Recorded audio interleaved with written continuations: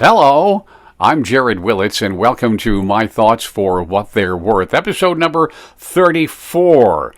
If you like the podcast, what we're doing here, well, even if you don't like it, you can still like it on YouTube and Spotify. You could share it. You could subscribe to it, and if you like it, that's great. If you don't, you can tell all your friends what an idiot I am, and they need to watch or listen.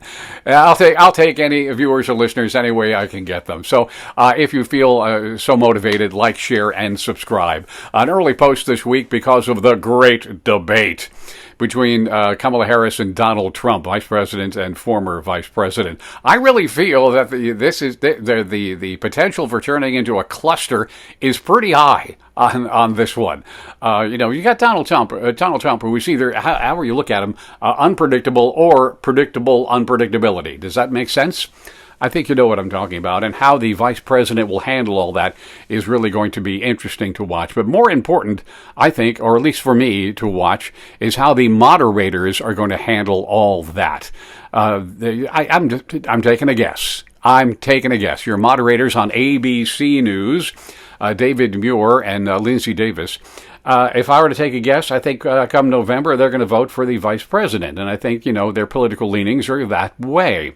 So it shouldn't make a difference in how they handle the debate. But gosh, if you have strong feelings politically one way or the other, and maybe you really don't like one person more than the other, it is very difficult, I think, to put those emotions under control and be even-handed. How will they handle misinformation, otherwise known as lies, or things that don't jive with the past that the candidates have done? Are they going to ask follow-up questions? Are they just going to go back and forth? Will they do fact-checking, things like that? And again, let's be honest here. Again, I think it's going to be difficult for them.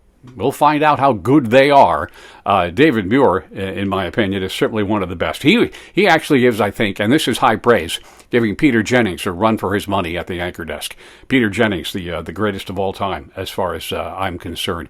But we'll see how that goes on. Now, what's going to be more interesting, I think, is how the various news organizations after the debate, that night and the next day, present their coverage of it. Now, you know how it's going to go. The people over here are going to pick out their candidates, their favorite candidates' best lines, and the people over here are going to do the same thing, and they're going to say, well, he won. Clearly, he won the debate.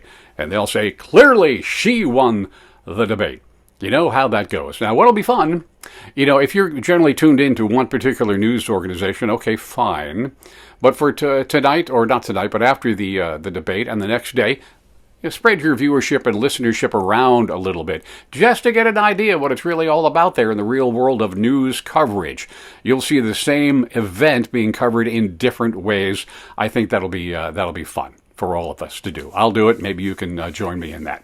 Now let's talk about the things they'll say during the campaign, during the debate. They'll do a lot of campaign promising kind of thing, I would imagine, and everything they say, just like a campaign promise, you really can't believe. It isn't necessarily what they believe by any means, or what they would really want or try to do if elected to office. It's what the polls tell them to do and to say. It's what their handlers tell them to say. Here are the questions you're going to get, and here are the answers for them. Memorize them, and try to say it like you mean it kind of thing.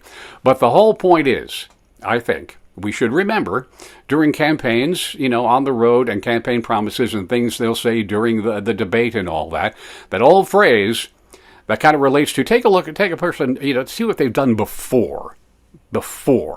Take a look at all their past actions. You get a better idea of who they are. Because after all, as the old saying goes, a tiger simply does not change its stripes.